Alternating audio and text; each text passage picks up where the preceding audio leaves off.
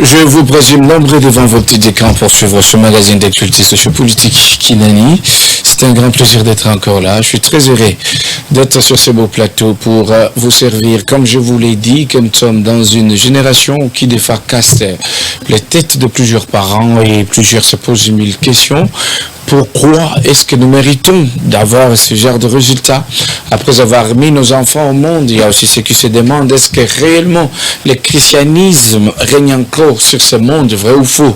Voilà pourquoi nous avons préféré recevoir un homme de Dieu, le révérend pasteur, avec qui on va donc faire notre émission de ce soir qui tourne tout autour du sujet comment se sauver de cette génération perverse. Encore une fois, bonjour. Bonjour pasteur et bienvenue sur notre plateau. Bonjour, merci à vous et merci à tous ceux qui nous suivent.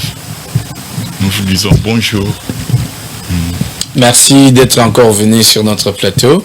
J'espère que la santé spirituelle et physique évolue normalement. Ça va très bien. Par la grâce de Dieu. Par la grâce de Dieu. Parce que c'est la seule chose que nous avons, c'est la grâce du Seigneur. La grâce du Seigneur. Et l'Église, comment est-ce que l'Église évolue? L'Église aussi, ça se comporte bien. Oui, ça se comporte bien. Et déjà, sont vraiment flattés par votre manière de faire. Ok. Et déjà, par rapport à l'émission passée, ils étaient vraiment joyeux. C'était joyeux. Oui. Ok, merci beaucoup. Alors aujourd'hui, on va essayer d'accentuer encore les choses. Vraiment. Il y a une question qui m'est parvenue par rapport à notre dernière émission. On m'a demandé, pasteur, pasteur Amikolo poto bakiaza grand pasteur, fois zakana bandimi belé. Est-ce que pasteur on appelle une église naza bandimi belé? Topi baza muke. Celui baza muke, c'est-à-dire il pas un pasteur à muke, celui basé belé donc il pas comme pasteur à mnen. Est-ce que c'est ça ou bien Moutouana a posé question mabé?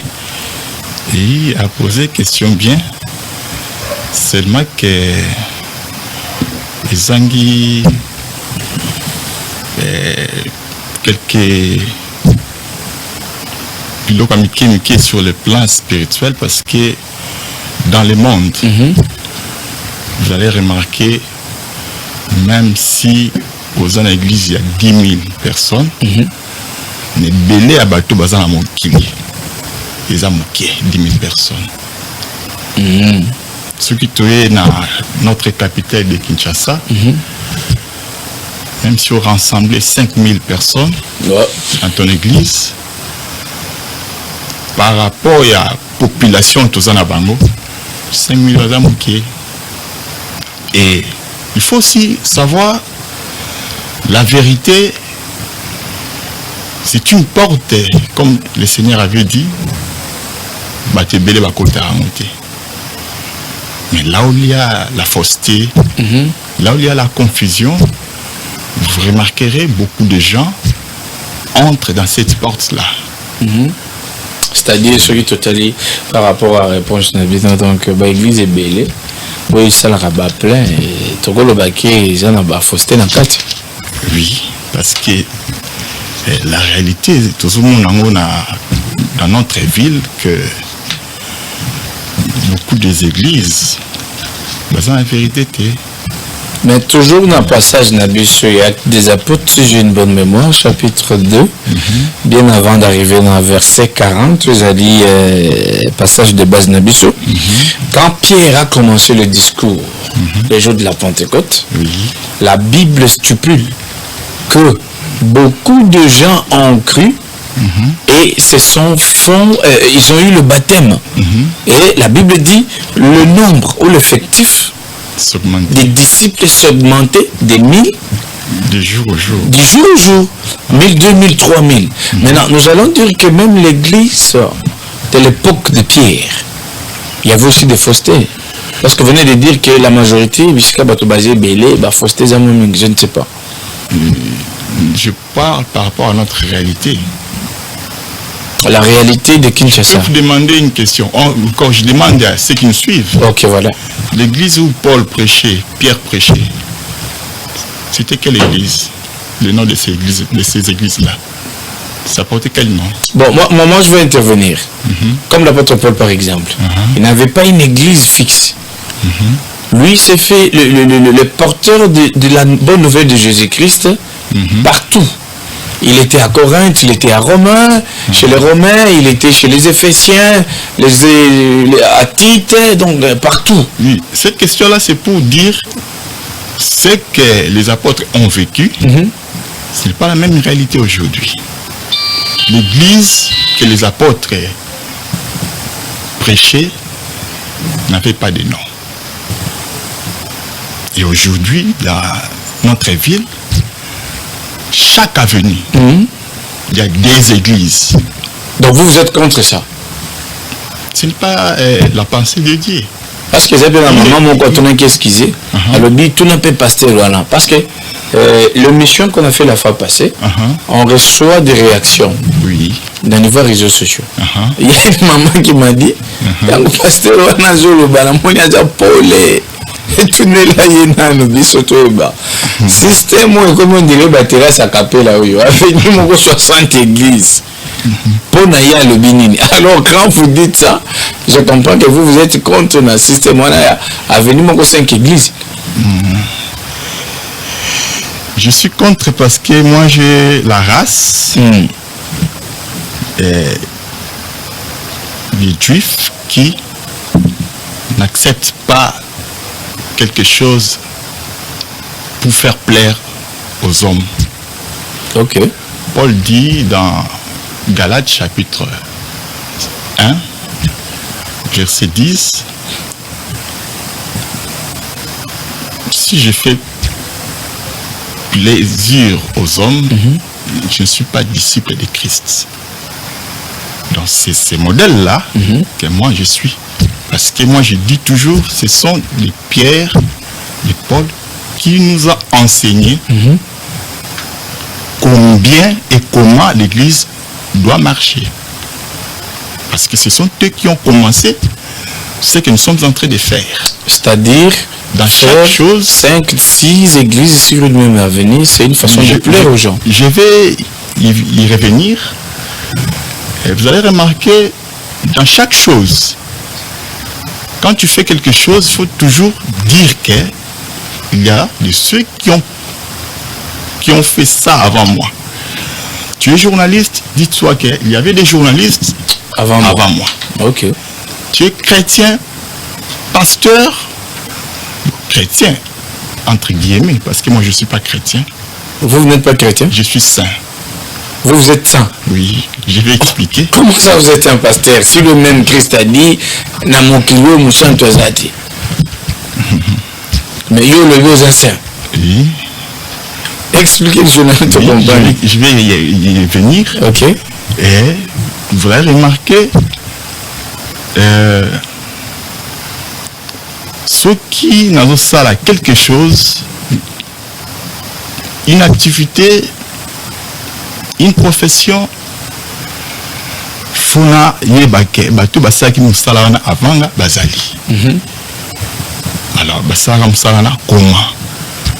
Comme nous sommes dans des choses de Dieu, il faut aussi se poser les questions que batu teya avanga ibazali. Alors bateya comment? Est-ce bateya lelo? Dit aux autres lelo? Pierre, Paul, Jacques, Jean et les autres. Bah travail qui n'est que vous travaillez les lots. Non. Aujourd'hui, vraiment c'est la confusion. Par rapport aux doctrines, par rapport au message, les deux tout le monde a délivrance, va tomber, belé. Par rapport à l'enseignement d'abord, parce que c'est l'enseignement qui est même la base, qui est même le fondement d'une église. Et il y a plusieurs enseignements, mais l'enseignement de Christ est un. Et comme la Bible dit dans Actes chapitre 2. Je peux prendre juste un verset. Je suis dans Actes chapitre 2, verset 38. Je prends le verset.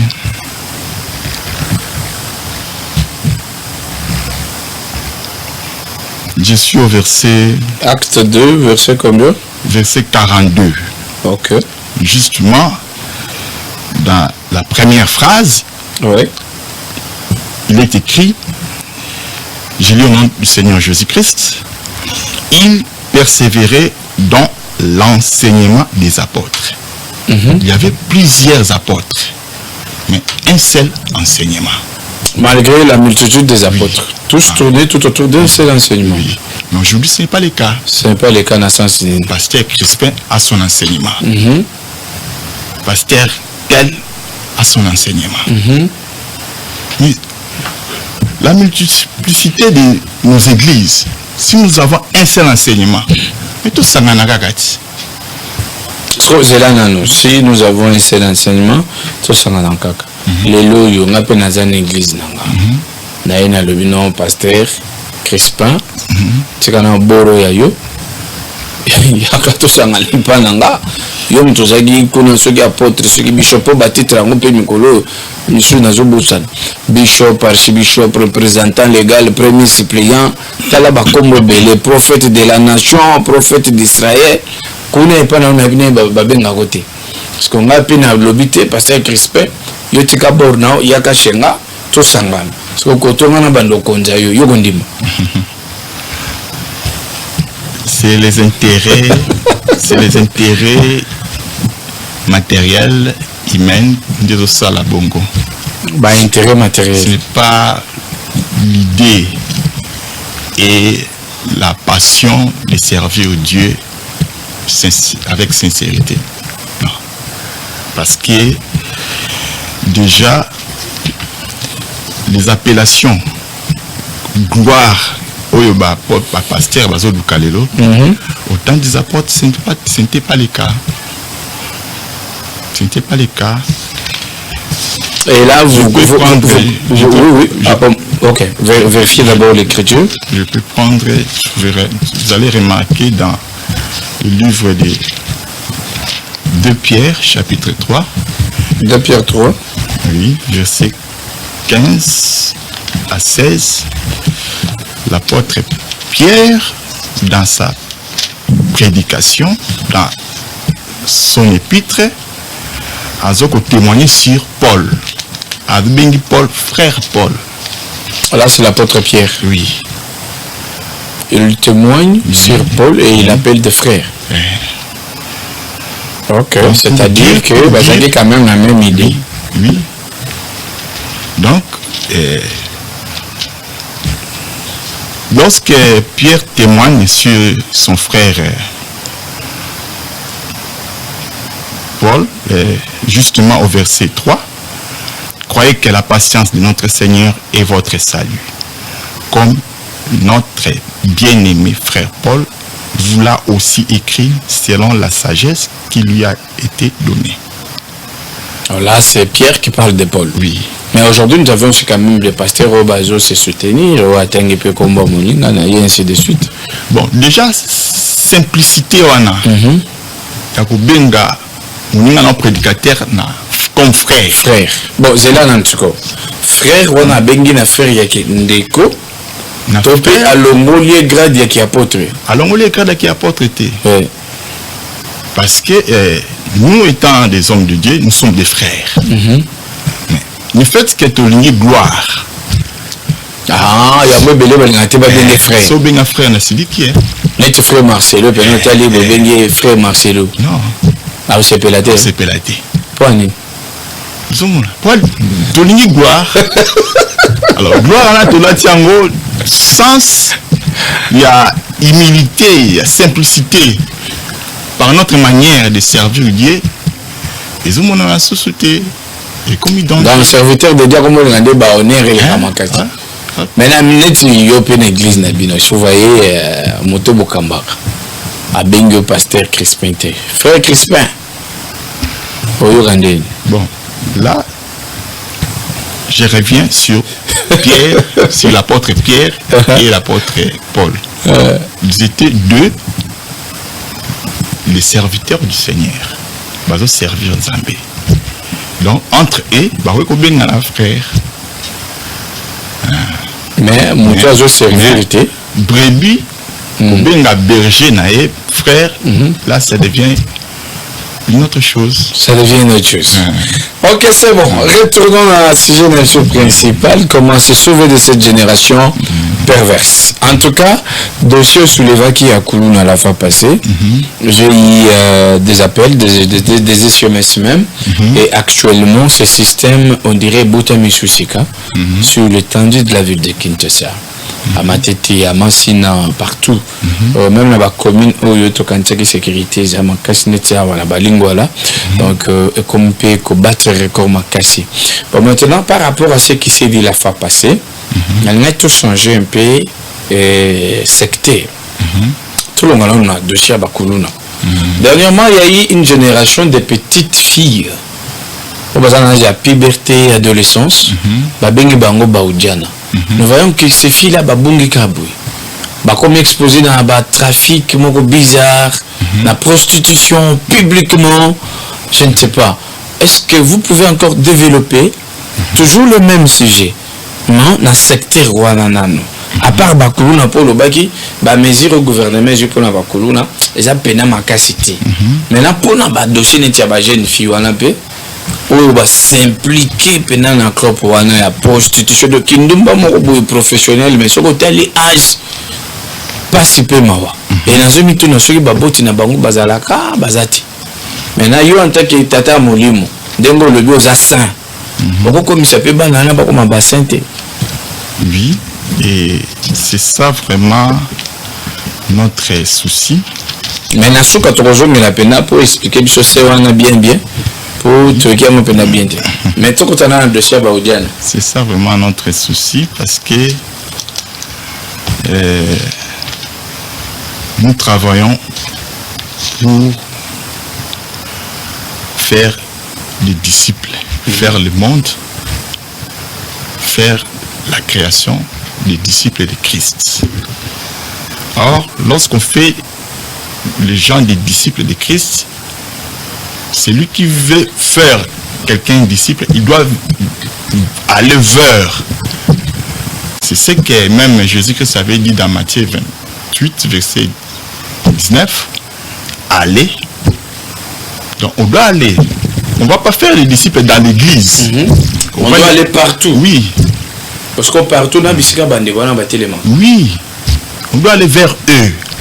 Mais connaissez danger parce que on a besoin de posa babika. Yamon a le bi connaissez danger.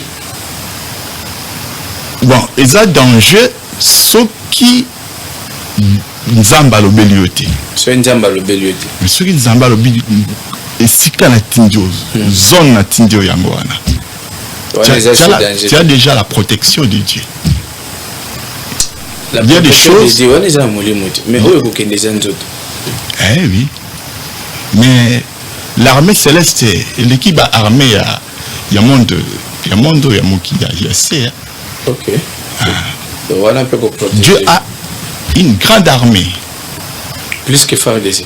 Moi, quand moi, le pasteur avec des gardes. Pasteur Crispin, il y a un problème.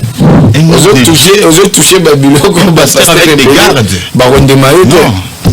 Moi, je connais un pasteur, un homme de Dieu, que je salue en passant, l'apôtre Augustin Mwimpe, au Badara. Namuna kepena bagarde jusqu'au bon ils mabe tout pesa malamu yo lobiawa armée céleste les qui yase donc ndenge batambola na bagarde wana ils mabe. Là c'est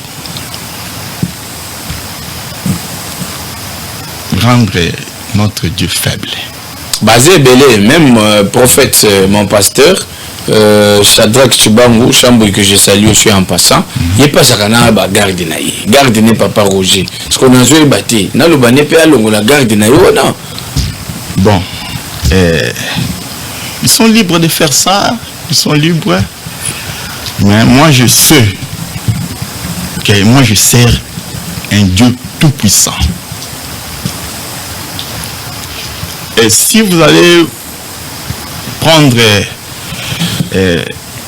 2 Rois, chapitre 6, il y avait quelque chose qui s'est passé dans le pays de la Syrie. Le roi d'Assyrie s'est comploté pour faire mal aux Israélites. Mais le roi ne comprenait pas combien Makambo Azoloba avec ceinture nae ezobima pour lele na Israël. Ok. Avant si bagarde rapproché na yabi binonde bozo kenda ko bimisa ba secret na biso na Israël. Mais c'est non, on connaît. Na Israël il y a un prophète. Élisée. Oyo Nzambe a révélé ka makambo yo sara na chambre. Vraiment.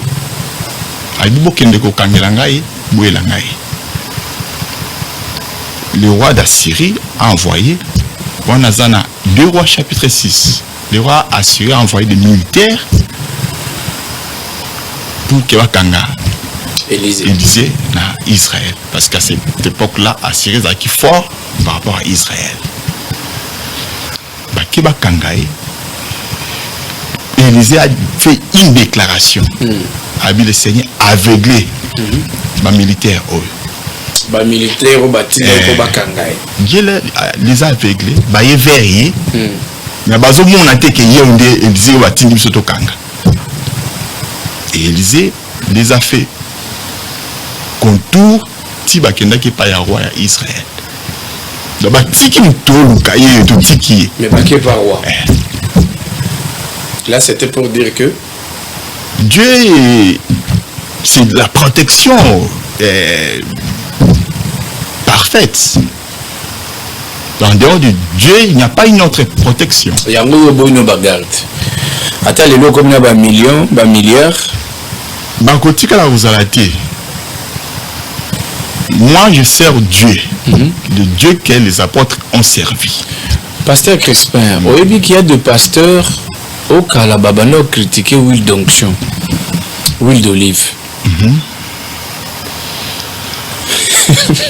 Mais après un temps, on comprend que dans l'huile d'olive, Makamboza a changé. Makambozo le bapé côté Nazobanga, qui est le tout le monde a pasteur Crispin voilà, entouré de gardes. C'est bon, on évolue. Au Tumbule le moins malamu. Oh ya. Il y a huile d'onction. Ouais. Il y a une huile d'onction. Makamboza na huile d'onction. Bangouye ezali, ba succès eza, ba guérison eza. Ce sont des choses que Dieu ne connaît pas. Huile d'onction, ça va bien, huile d'olive. 1 Jean, chapitre 2, verset 28. Bazoloba, vous avez l'onction. Vous n'avez plus besoin qu'on vous enseigne. L'onction qui nous enseigne, c'est le Saint-Esprit. Donc, nous sommes la la parole. Tout. Mais il y a un passage dans la Bible, si j'ai une bonne mémoire, il faut y aller à Jacques, au Balobi, que celui qui est malade, qu'il aille vers les anciens, Bassambele laïe, et puis Baparole Mafouta. Il parlait à qui? Aux Juifs. C'était leur tradition. Mais vous venez de dire ici qu'il y a un peu de gens qui sont juifs, non? Par rapport à l'enseignement, pas par rapport à la tradition. Par rapport uniquement à l'enseignement. Pas selon la tradition. Maintenant, pour ceux qui utilisent moi étant congolais, j'ai mes traductions en moi. les juifs aussi, bazaki na ba traduction ya bango. Mais na ba traduction ka ya ba congolais na mona pe nini les sangamo ya bande comme ba sambe ya bango ba mela kitite ceux qui moi na moi je te paye mon kazo bela mafuta ka. La meli mafuta mon pe mutabiki.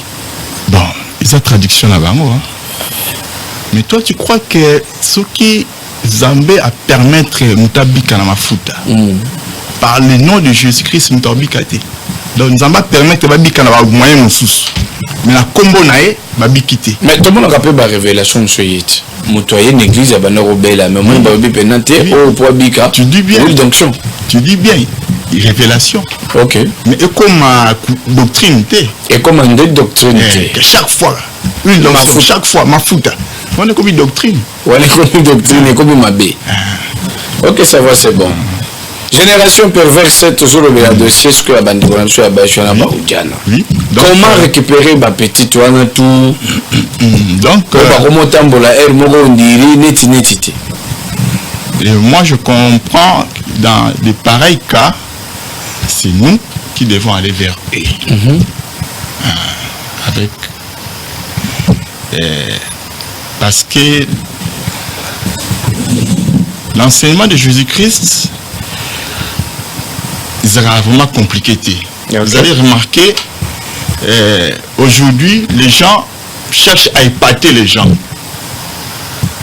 Dans l'équipe d'émission, pour épater,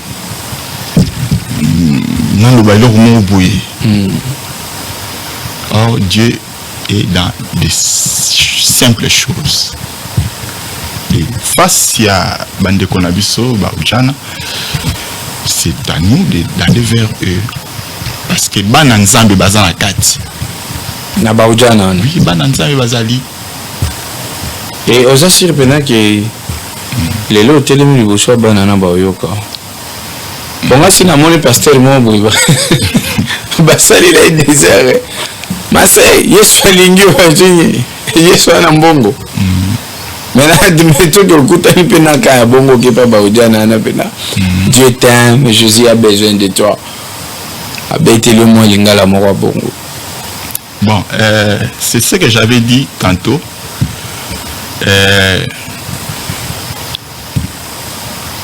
Dieu avait dit dans Marc chapitre 16 que vous imposerez la main aux malades et les malades vous allez guérir. Et puis ça me dit chrétien nyonso. Zomona. Et puis ça me dit bananzambe nyonso. Mais yo cholo ba ko yo za chrétien te aux asans c'est que et puis ça me dit na bassin ou bien kana ba chrétien. Na zui usage. Oyo batu bazo salela lelo dans notre ville.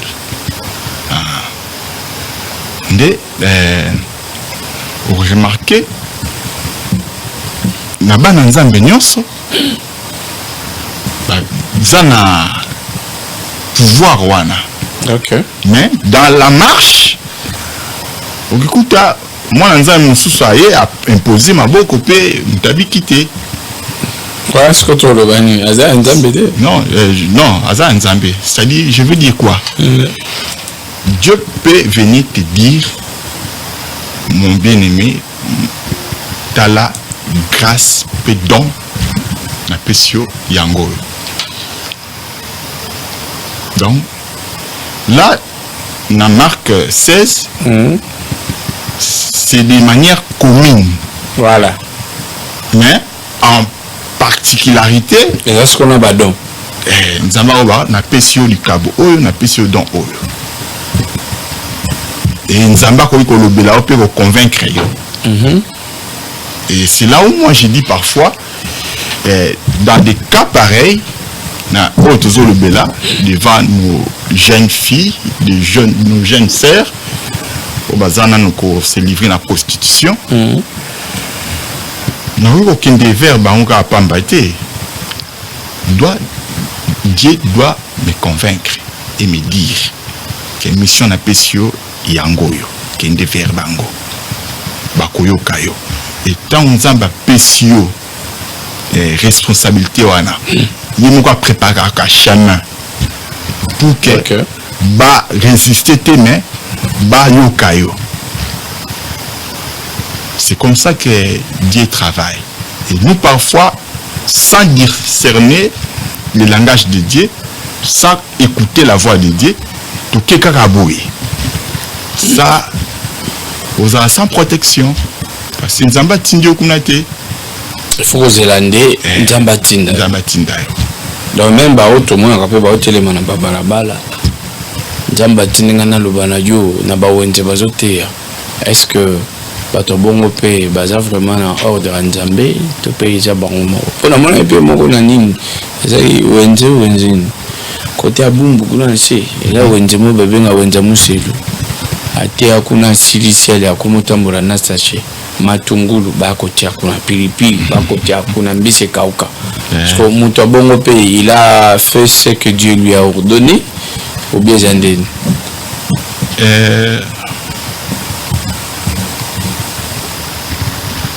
ceux qui tozozela baya vers biso na église tosala mosala nzambe malamu te. Il faut tokende vers bango côté à la marché côté à la lieu public et même apôtre Paul à Salakiago. Là je suis dans Actes chapitre 20. Il prêchait dans des lieux publics, mais seulement que la manière dont les Osalamalelo, c'est pas vraiment l'œuvre de Dieu. Mais tu as un souci mususu, mais il y a un combat Nzambe et ça souci à l'œuvre de Dieu.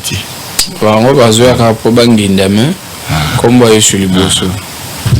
C'est ça. Maintenant, bato bon toye babango ndenge nini ki oyo ayeli dossier pena ko ngindame atindeli na biso Yesu. C'est nango ko ma donner pour recevoir. Aïe. Bassigne zebele.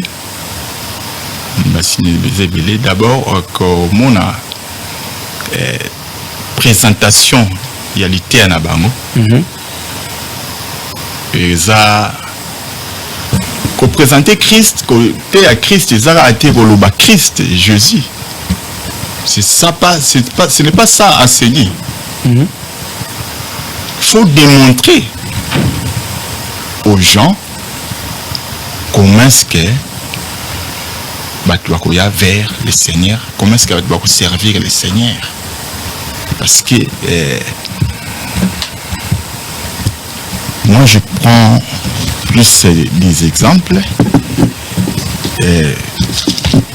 Jean 14, Bazoloba, si quelqu'un m'aime, il gardera ma parole. Et je suis dans Jean 14, verset 23. Jean 14, 23. Oui. Jean chapitre 14, verset 23. Jésus lui répondit, si quelqu'un m'aime, il gardera ma parole et mon Père l'aimera. Nous viendrons à lui et nous ferons notre demeure chez lui. Et lui-même, le Seigneur, Azoloba Susuka Kana Jean, cette fois-ci dans Jean 12, verset 26, pour dire, si quelqu'un me sert, qu'il me suive. Donc, garder la parole de Christ, c'est ça qui fait même, qui témoigne que tu aimes Christ. Et tu le sers aussi. Oui. Or, comme j'avais dit la fois passée, discours oyo tokumemela bana nzambe pour bakota na maison de Dieu bakoma race ya bana nzambe, c'est le discours ezali fondé sur la croix du Seigneur Jésus-Christ. Or, le message de la croix, la prédication de la croix, moi je sais que les deux autres m'ont vraiment été les rares, hein? Les rares, hein? Les rares. Mingi, les vieux, comment reçoit le mariage? Donc, Bablo, mon couple, surtout, ils vendent sur le matériel. Basser, pende, baobou, ma église. Non, baté, il ne va pas l'église. Eh, Basser. Vous savez pourquoi? Ceux qui montent à bander en sanctification. Mais on est église comme ma dit. Ah oui. Parce que, oh, c'est la linga gatang, on est en église, ben, qui est bête action. Et le pénal peut faire. Parce que Christ pénal les lots. Parce que pour le babon, il faut mentir à mon robouya. Frère, recevez l'emploi. Sœur, dans mon mobile, mon tapoto. Le bas men, oyamba. Non, mon on dirait Basser, ne va pas l'église. Bon, Basser kakate parce que pays pe ba mimamina rythme wana. Or Mouté Yazalokola, un père de la famille. Akoumi maman na ba caprice ya banate. D'ailleurs, mon père fait un caprice na bon. Nalité Yazarabo Mouté. Parce qu'on a l'été Yazarabo. Yo pas pour la machette. Mais on a fait bandi mignon sur Baokende, t'es pasteur. Nalité Yazarabo Mouté. Non. On a le but. Voilà bandi mignon Baokende. Bana nzambe bakende te. Aujourd'hui, ce que tu as dit, l'église, il y a 20 personnes. Bana nzambe bakala, batikala. C'est là non pasteur. Et là comment que j'ai la idée. Pourquoi est-ce que ceux qui église batu batondi wana ogi monter à lobby bisika nzamba za bilembo peta lisaka. Jésus était Jésus des foules. Le bisika est choisi faut foule pesala. Maintenant ceux qui bandimi bakui ba diminuer car le même monter a changé le chouchou. Dieu n'est plus un Dieu de quantité, c'est un Dieu de qualité. Bon,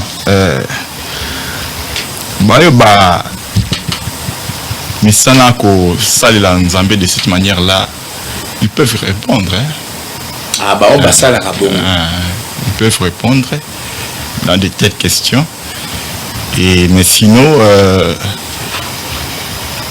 même dans notre milieu, confusion est à Makassi. Okay. Confusion est à Makassi. Et pourtant, le Seigneur avait donné promesse dans Joël chapitre 2, verset 27-28, que mon peuple ne demeureront pas toujours dans la confusion. Confusion est bandakala. Sauf Genèse chapitre 11. Les gens se sont rassemblés autour de Babel. Babito ça tour et touché ciel. Les alliés quand moi malamu, mais le fait que Nzamba zara qui n'a quantité. Nzamba zara qui n'a quantité ou bien Nzamba ndé non, l'idée on a bah ça qui en haut. Dieu n'était pas au centre. Dieu n'était pas au centre. Voilà pourquoi Nzamba est mon côté là. Côté confusion. Une église, on a l'été à la Nzamba dans la quantité, Nzamba dans la centreté. Bah on met la confusion. Confusion est dans la bataille. Et pas il y a peuple mobimba. Oh yo bazo conduire bango. C'est comme ça. C'est là où j'avais dit autrefois le verset là qui m'avait échappé. Na Timothée azoloba na 1 Timothée chapitre 4 verset 16. L'apôtre Paul écrit à Timothée dit: veille sur toi-même et sur ton enseignement. Persévère dans ces choses, car en agissant ainsi, tu te sauveras toi-même et tu sauveras ceux qui t'écoutent. Donc il a commencé de dire, d'avertir d'abord son fils bien-aimé, Timothée.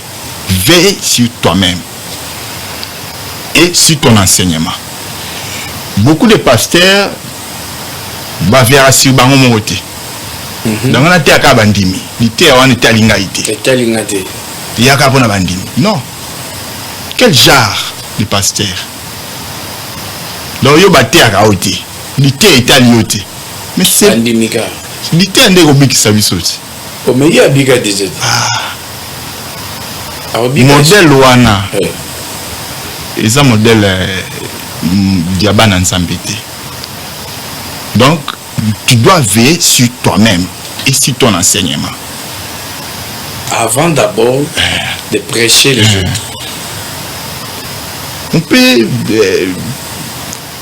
examiner ça de manière rebelle. Ngambe ne na milinga so nazo veiller na ngai moko. Na yebi kenga na bikate. Donc il ça va mususu. Il y a passé. Il y a passé. Donc je dois me rassurer qu'il y a vraiment un bika. Et c'est là où beaucoup des hommes de Dieu ont perdu parce que ils ont été athées, ils ont été en église. Ils ont veillé sur les bon, excusez-moi, maintenant, pasteur. Est-ce qu'un pasteur célibataire, je ne comprends pas mon bal? Parce que le bino nous, passage là. Paul qui parle à Timothée, veille sur toi-même, sur ton enseignement. Mais un pasteur célibataire, je ne comprends pas mon bal. Bon, doctrinalement parlant, non. Non. Doctrinalement parlant, non. Or, les balles, ils ont un molimoté. Ils ont un manzoto. Il y a un doute. Okay. La doctrine, ils ont lié à un manzoto. Mais, pasteur a balaté, peut déclarer des choses. Mais, Kopambola, ils ont imposé Maboko. Tu fais des déclarations, ils ont marché ensemble dans une position de main. Et le a une position de main. Oui. Ce qu'on va ça là quand même. Bon, ça, peut-être une connaissance n'a point à la terre. Comment pasteur a causé la connaissance? Bon, il y a des choses aussi, moi, j'ignore jusqu'à là. Zambazo éclairé du jour au jour. Du jour au jour. Merci beaucoup, pasteur. Tu as déjà presque Nasuka souvent. Soyez te débattre, moi, quelque chose réponse. Toujours dans le sujet principal, c'est sauver de la génération perverse. Dans un petit kélo, je suis sur 5 minutes pour exhorter.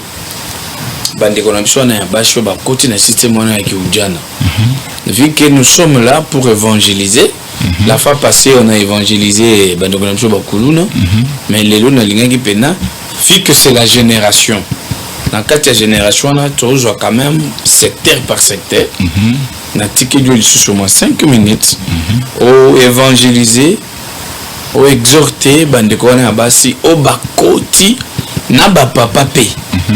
Au bazar des femmes mariées, ba jeune garçon chouchou, bazar déjà na ba fiancé, bazar déjà engagé, mais au côté bazo qui m'a chouchou côté à ba surtout pour le papa. Côté la papa, a ok linga moi non babengi udiana za âge moko na mwana. Je voulais 5 minutes pasteur. Oui, bien aimé ndeko moi si nalingi seulement ko ebisa yo que bomo ya malamu ezali esimbami na nkolo. Et le Seigneur Jésus-Christ a tikakate ba obayaka epai na ye. Et kotala ndenge ozali te komona makambo oyo ozomona na miso te. Nzambe ayambaka moto nyonso ndenge azali. Yaka le Seigneur akosokipe na yo. Kokanisa te bomo yo ozolanda wana ekomema mosika. Bomo ya moto na se na moi ezaka mokuse. Ndima olekisango na makolo na Yesu. Ekobikisa yo. Et soki oye epa na Nzambe, Nzambe ako prendre soin na yo. Koleka bato. Nzambe ako soigner yo. Lolenge bato bamonaka te. parce que nzambe aza na makoki nyonso ye azanga eloko te